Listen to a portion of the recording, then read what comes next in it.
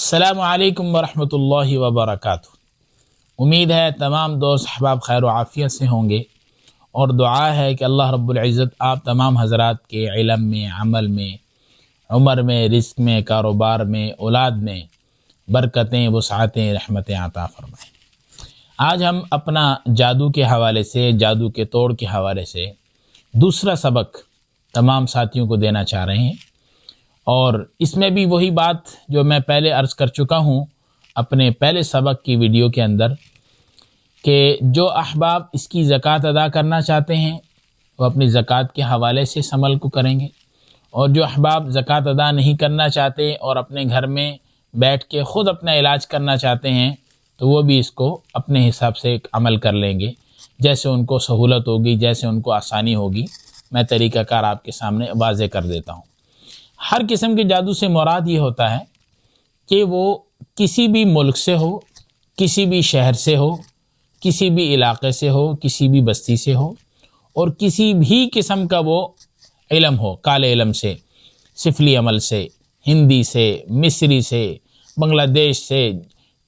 کوئی بھی ہو۔ بہت زیادہ مشہور ہوتا ہے کہ جی بنگال کا جادو ہے، فلاں، اس قسم کی جتنے بھی جادو ہیں، جو بھی جادو ہے، چاہے وہ کسی بھی ذریعے سے کیا گیا ہے، چاہے کسی کی ٹانگیں باندھی گئی ہیں، کسی کا سر باندھا گیا ہے، کسی کا دل دماغ باندھا گیا ہے، کسی کا کاروبار باندھا گیا ہے، کسی کے جناب والا گردے باندھ دیے ہیں، کسی کی نیند باندھ دی ہے، نیند ختم ہو جاتی ہے، سر باندھ دیے، ہر وقت سر میں درد رہتا ہے، چل نہیں سکتا، کاروبار کوئی باندھ دیتے ہیں، فیکٹری باندھ دیتے ہیں، مختلف قسم کے آفسوں کو باندھ دیتے ہیں، دکانوں کو باندھ دیتے ہیں کہ گاہک آپ کی دکان کے سامنے سے گزر کے جاتا ہے اور اس کو دکان ہی آپ کی نظر نہیں آتی۔ اسی طرح ریڑھی باندھ دیتے ہیں، اسی طرح ٹھیلا باندھ دیتے ہیں،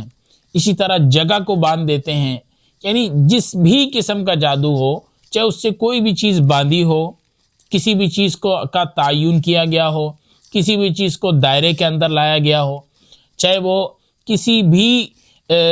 ذریعے سے باندھی گئی ہو، کیلوں کے ذریعے سے، سوئیوں کے ذریعے سے، ہانڈیوں کے ذریعے سے، پتھروں کے ذریعے سے، ہڈیوں کے ذریعے سے، کسی بھی ذریعے سے باندھی گئی ہو، چاہے وہ کھانے پینے کے لحاظ سے ہو، چاہے وہ کسی بھی مشروب کے لحاظ سے ہو، چاہے وہ چینی کے لحاظ سے ہو، چاہے وہ فروٹ کے لحاظ سے ہو، کوئی کڑوی چیز ہو، کوئی میٹھی چیز ہو، پھل فروٹ ہوں، سبزیاں ہوں، کھانے کی چاول دالیں ہوں، کسی بھی لحاظ سے، یعنی اگر اس کے اوپر عمل کیا ہو، جادو کیا ہو، اور اگلے کے لیے جناب والا تباہی کے لیے، اس کی بربادی کے لیے، اس کی بیماری کے لیے، کسی بھی شادی کو بند کرنے کے لیے، رشتے کو بند، کسی بھی لحاظ سے جادو کیا گیا ہو اور اس کو بند کرنے کے لیے عمل کیا گیا ہو، تو ان اعمال کی برکت سے ہر قسم کا جادو ختم ہو جاتا ہے۔ دوسرا عمل آج ہم بتانے لگے ہیں، دو صحابہ اس کو نوٹ فرما لیں۔ جو اس کی زکوٰۃ ادا کرنا چاہتے ہیں وہ اس کو 1.25 دفعہ اس عمل کو مکمل کریں، چاہے وہ 41 دن میں کریں، چاہے وہ 2 چلوں میں کریں، چاہے وہ 3 چلوں میں کریں، چاہے وہ 4 چلوں میں کریں، جیسے ان کو سہولت ہو۔ وہ اس عمل کو، عمل کیا ہے؟ سورہ توبہ کی آخری آیت ہے، بسم اللہ الرحمن الرحیم، لقد جاءکم رسول من انفسکم عزیز علیہ ما عنتم حریص علیکم بالمؤمنین رؤوف الرحیم فإن تولوا فقل حسبی اللہ لا الہ الا هو علیہ توکلت وهو رب العرش العظیم۔ اس آیت مبارکہ کو 1.25 دفعہ پڑھ لیں، اس کی زکوٰۃ ادا ہو جائے گی۔ اس کے بعد اس کو صبح شام مریض کے اوپر دم کریں، اس کو پانی پہ دم کر کے دیں، اس کو ویسے دم کریں، چاہے وہ 21 دفعہ ہو، 41 دفعہ ہو، 101 دفعہ ہو، 313 دفعہ ہو، جیسے سہولت ہو، 111 دفعہ ہو۔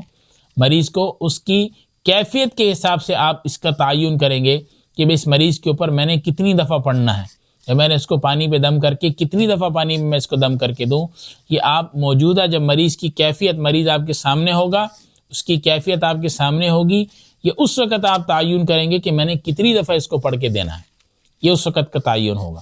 تو عامل حضرات جو بننا چاہتے ہیں، جو اس کی زکوٰۃ ادا کرنا چاہتے ہیں، اس کا طریقہ کار یہ ہے، وہ اس کو زکوٰۃ ادا کریں، انشاءاللہ ان کو فائدہ ہوگا۔ اور جو احباب اپنا خود علاج کرنا چاہتے ہیں، زکوٰۃ ادا نہیں کرنا چاہتے، اور اسی کو پڑھ کر اپنا علاج کرنا چاہتے ہیں، اس سے شفا حاصل کرنا چاہتے ہیں، تو وہ اس کو اسی طرح صبح شام 101 دفعہ پڑھ لیں، یا ہر نماز کے بعد 101 دفعہ پڑھ لیں، یا صبح شام 101 دفعہ پڑھیں، اور عصر کی نماز کے بعد 7 مرتبہ اس کو پڑھیں۔ انشاءاللہ چند دنوں میں ہر قسم کا جادو ختم ہو جاتا ہے۔ اللہ تعالی ہم سب کو کامیابی عطا فرمائے، ہم سب کو شفاء کاملہ عاجلہ مستمرہ عطا فرمائے، حاسدین کے حسد سے، شریروں کے شرور سے، بغضیوں کے بغض عینات سے ہم سب کو محفوظ فرمائے۔ السلام علیکم ورحمۃ اللہ وبرکاتہ۔